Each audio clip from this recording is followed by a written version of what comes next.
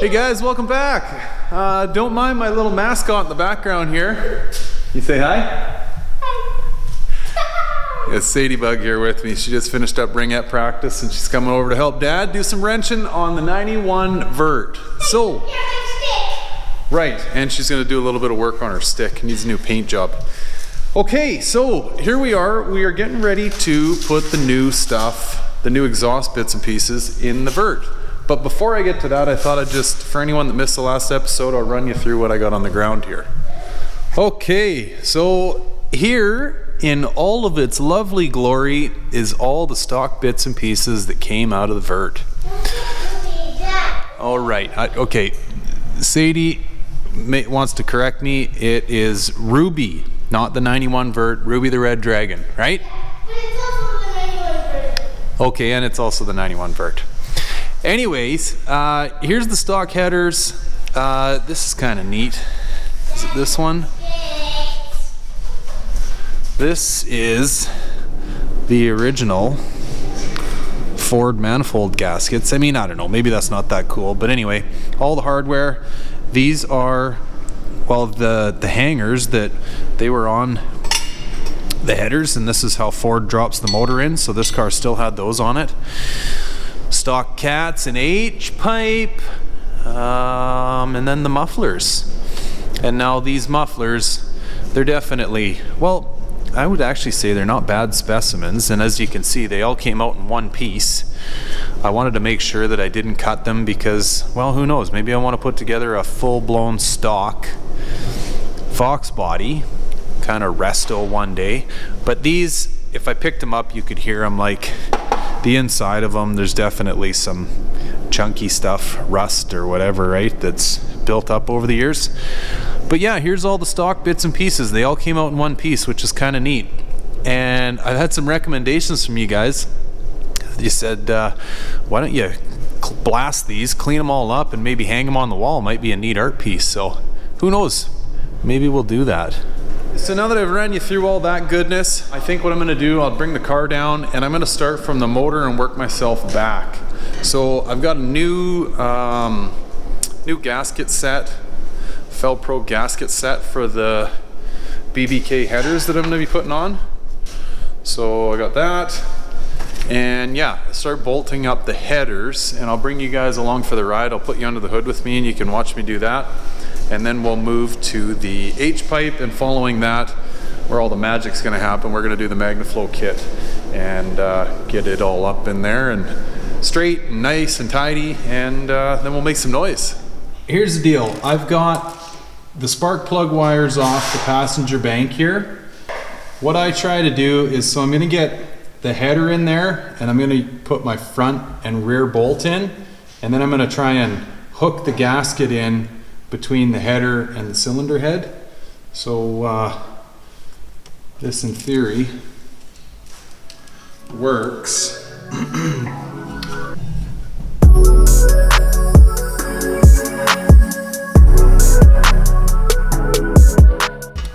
You know what? With the length of these bolts, I don't think I'm gonna have enough room. So I'm gonna try and drape this in there now.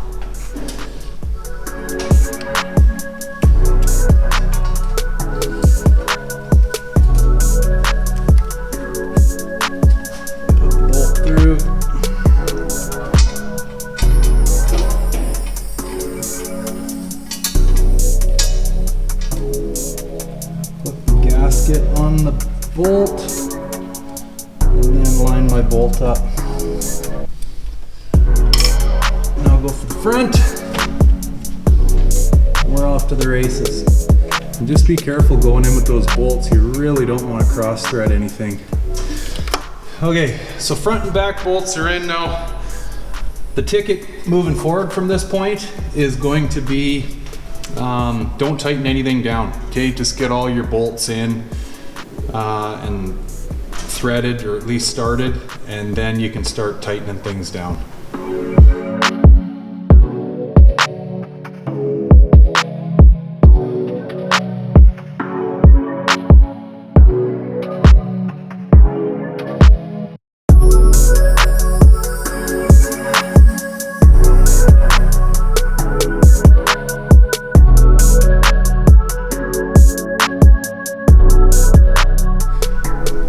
headers are in. So this side, passenger side, was definitely a little bit of an easier squeeze, but the only grief that I got out of this side was this air conditioning line. So if you don't have AC, I mean, there's still a lot of clearance, as you can see there, right? So, however, the driver's side gave me all kinds of trouble. So I ended up having to pull out the dipstick. And for any of you that have never had to deal with a dipstick in an engine, 9 times out of 10, well, whatever. Specifically in these 5 liters, it's just a press fit. You can unbolt this. There's a bolt that holds the top side of your dipstick, oil dipstick, to the exhaust manifold, and then it's just pushed into the block. You can wiggle it and yard it out. So anyway, I pulled it out because I obviously had to route it through the exhaust header. And then getting it to line up, I had to coerce it with a crescent wrench and kind of bend this bracket a little bit so it would fit on the fit in beside this header pipe and get the bolt in there. But we got them all in. Now some things to keep in mind. So anti-seize is key. Put some anti-seize on your bolts. There is a torque spec for these bolts, but tight's good. You know, maybe a little bit under farmer tight is how you want them. And then the other trick with headers is you always want to kind of check how tight those bolts are. Just whatever, if you're thinking of it on a Sunday afternoon, head out there and pop the hood and make sure all your header bolts are tight, because they get hot and cold and expand and contract, and they will loosen off. So just go around and make sure they're tight all the time. So next is going to be the H-pipe. And now the H-pipe's going to be a little bit of a horse around because I've got to put some exhaust hangers on it. I cut the ones off that were on it because I don't know what the guy, I mean, it's a used H-pipe, so I don't know what this guy was hanging it off of, but they weren't in the normal spot. So I'm gonna have to get those up in there, and I'll be honest with you, once I get you under the car, I'm kind of wondering if this H-pipe was beat up for a reason. It looks like I might have to do a little clearancing to get around the starter, which is what was actually done before. But anyway, that's a whole nother story. I'll get you guys underneath the car and we'll have a look. So here's a look from the underneath. And actually, it's funny, hey, like this guy's actually quite tight to the block where the bell housing bolts to the block, but that shouldn't give me any grief. And I mean, obviously the motor's gonna twist with the exhaust manifold, so I shouldn't have any clearance issues there. Lots of clearance for the steering shaft. But this side, have a look at that, hey? Now, this section of the H-pipe does have a pretty good corner around it, so I don't know, but you can see here, the fella I bought this off of had beat the ever-living heck out of this thing, obviously to clearance it for his starter. So I'm gonna have to try and get this guy up in here and see what my clearance situation's like, because as you can see, it doesn't look pretty. But anyway guys, I'll get you on a time lapse here and we'll see what we got to do.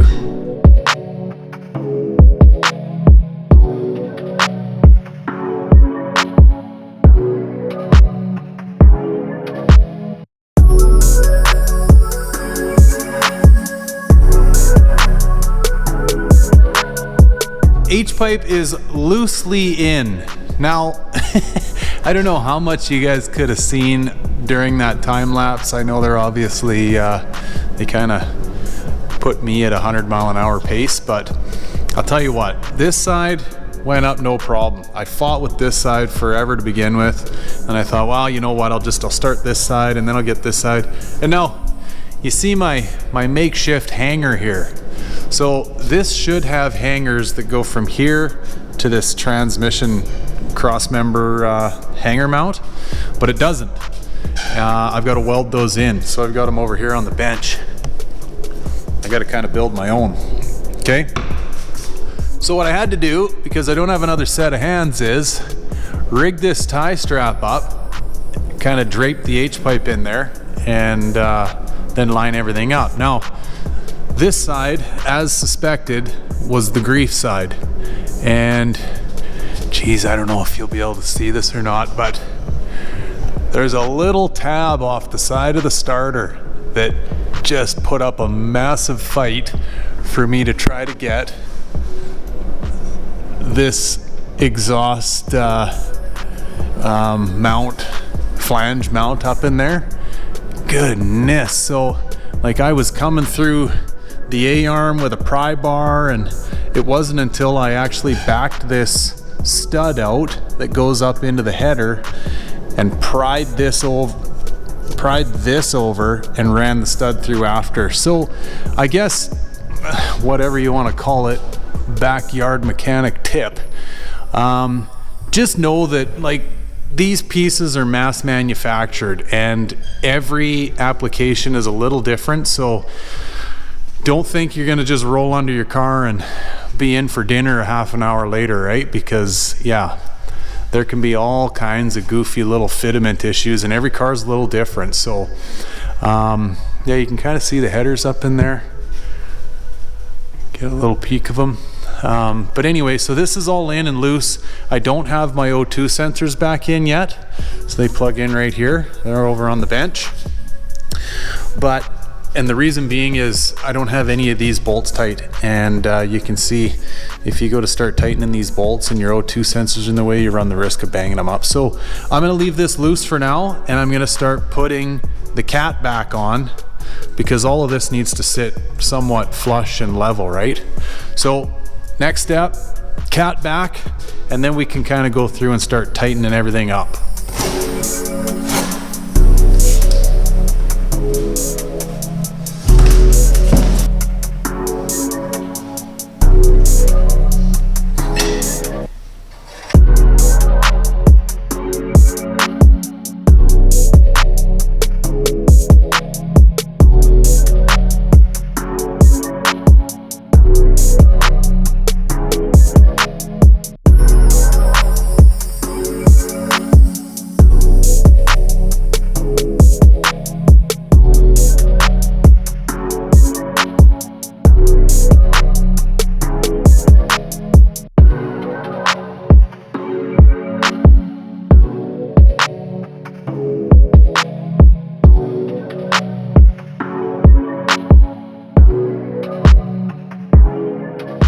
All right, guys, here's the deal. Well, it's 10 after 12. I'm burning the midnight oil here. I'm pretty much, well, other than tightening everything up, I'm about as far as I can go. And I'll be honest with you, I know you guys watch this in time lapse, but the part that I thought was gonna be the easiest, the Catback, has actually caused me a lot of grief. Now, so I got a pro and I got a con. First and foremost, the pros. This kit, now I'm pretty familiar with like the Flowmaster kits and stuff. This Magnaflow kit, beautiful. Flanges, beautiful. Clamps, beautiful everything. It's a level up from what I'm used to with Flowmaster. Nothing against Flowmaster, I love them. I got them on my coupe, okay? But anyway, this I find is very, very well put together. Now, the fitment so far has been a little goofy. And I'll run you under the car and show you. So everything's just loose right now and laid in place. But now, for example, Magnaflow wants you to run a rubber hanger here and a rubber hanger here. And I'm here to tell you that, well, these are the original hangers. I put here, I'll show you the Magnaflow, the new ones. So obviously new and harder, whatever.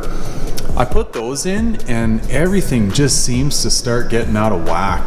Now, keep in mind, I gotta work myself back, okay? So nothing's tight, everything's just finger tight. So I gotta tighten these down and whatever. Work my way to the mufflers and then get everything straight and flat and tight in here. But I'll be honest with you, I'm a little concerned how these tailpipes are gonna fit, because so far I'm either binding up on the frame rail or I'm hitting the gas tank. It's a little bit all over the place. And now for those of you that watched my initial video of when I kind of unboxed all this stuff, you know that this is actually an LX kit. So the tailpipes that I have for this aren't gonna work, right? They're the you know, 45'd off. I need the turn downs for the GT, but I'm gonna just either visit a exhaust shop and get them made, or just make my own. So the best I'm gonna get here is whatever, I guess just kind of dumping out behind the bumper here. But yeah, I don't know, it seems a little goofy so far. Keep in mind, obviously everything's just hanging here right now, but yeah, I'm gonna pick this up tomorrow and see if I can't make some sense of this, because I don't even have these on here. I actually, during the time lapse, I had them on, and I had to beat them off of there just to try to get the tailpipe in. I mean, yeah, I kind of scoured it up a little bit getting it in there. Yeah, something else. So anyway, we'll see how it goes when we get tighten them down, and take it from there. So I will, through the power of video, guys, you guys won't have to wait, but I will. I'm heading home for the night, but we'll catch you in the morning. We'll pick this up and tighten her down, see where we're at. Okay guys, we're back at her. Here's the quick update for you. So I got some stands here that I'm kind of guiding everything up with. Not that this really refers to anyone bolting one of these new H-pipes in, but I've made myself some exhaust hangers. I gotta weld these in place. And then from there, I'm gonna start tightening things up. So I'm gonna start up here. Okay, go from header to H-pipe. I'm gonna tighten that down, make sure everything sits good and tight. And then I gotta tack these on. And then I'm just gonna work my way towards the back and get the level out, make sure everything's sitting nice, and then we'll start tightening everything up.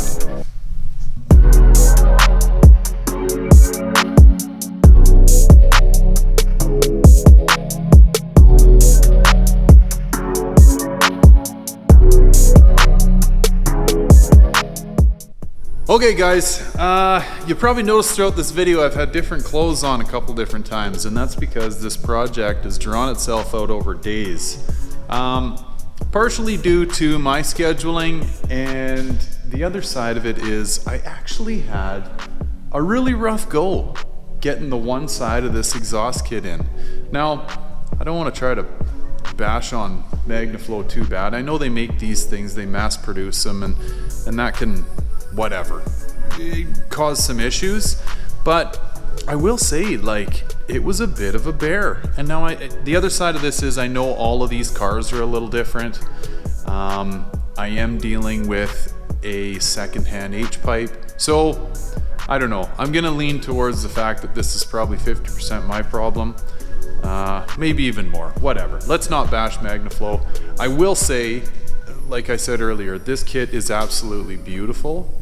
It was just the fitment on this driver's side that caused me some grief. So anyway, I'll take you under the car and give you a little bit of a spiel here.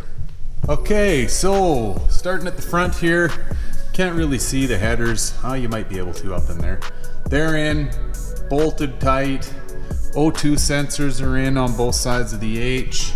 I'm tightened up, header to H pipe.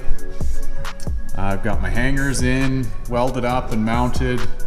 They're hanging off the stock transmission cross member mount.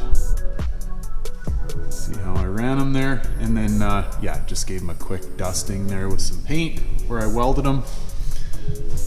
And then moving back to the catback. So like I say, the passenger side went on quite nicely. It all fit very, very good. And you can see, I mean, it's very beautiful material, right? Where I found that I ran into the most issues, so Magnaflow gets you to change out the stock exhaust hanger and use theirs that essentially gives you the stock location, stock exhaust hanger location, and they also give you one on this side for the tailpipe, okay? Now, you can see in there, this one all fits pretty good, right? Got clearance from the frame and whatever else, and the tailpipe goes everywhere it needs to. I got frame clearance, call it 1/4 of an inch, a little over 1/4 of an inch from the tailpipe to the fuel tank. And now I should mention, I think I did earlier, I don't have the proper tips for this. I just got back from the exhaust shop. Gonna get a tip made that just kind of does a bit of a, 45-degree dump or so. So I don't have the tips yet, but whatever. That's not gonna slow us down any. Now this side, okay, where I ran into the issues was actually with this new hanger system that Magnaflow gives you. So you can see here, well, just to give you a quick comparison, right? Frame clearance, I am right on the frame rail there, which causes you all kinds of trouble further back to try to get the tailpipe to line up.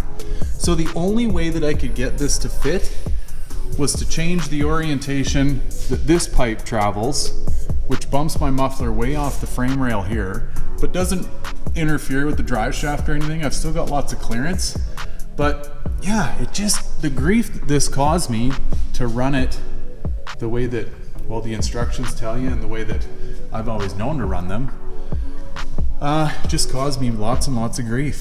So anyway, I guess the nice part is rubber on frame's not an awful thing. If it was metal on frame, then I'd be panicking and changing things around, but this is where we've ended up. So again, now I've got clearance to the frame where the tailpipe travels over the diff. I got fuel tank clearance, and then yeah, got to put my tip on. Okay guys, so I guess the only thing left to do, less the tailpipes, but I think you're going to get the same effect whether we got another section of 10 inches of tailpipe on it, is drop her down and fire it up. So I'll get this thing lowered down, I'll get you guys set up behind the car, and you can hear it for the first time.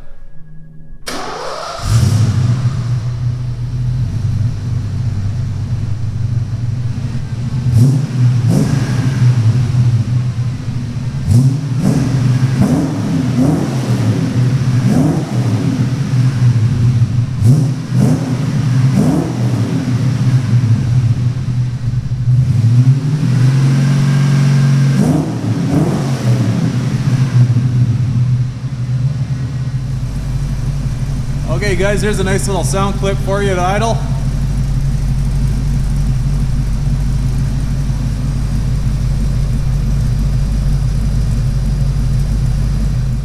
Okay folks, well that's gonna do it for this one.